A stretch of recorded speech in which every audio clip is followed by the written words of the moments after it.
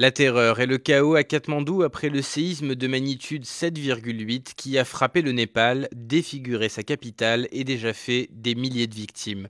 Comment réagit la population sur place? Julien Bouissou, envoyé spécial du Monde à Katmandou. Il y a encore beaucoup d'habitants qui recherchent dans les champs de ruines, en fait, des proches, puisqu'il n'y a pas assez de secouristes.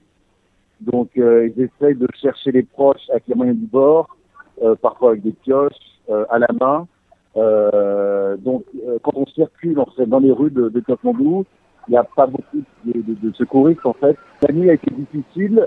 Personne à Katmandou n'ose dormir dans les habitations par peur d'un tremblement de terre. Donc tout le monde vit dans la rue. La nuit dernière, il a fait froid, il a plu.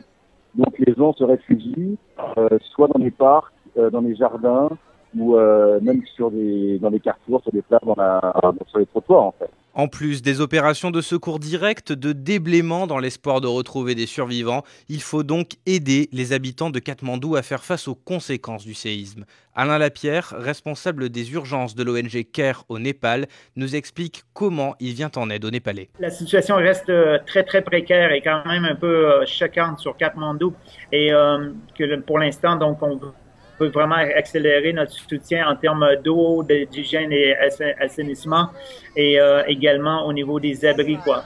Donc pour CARE, c'est vraiment les priorités en ce moment.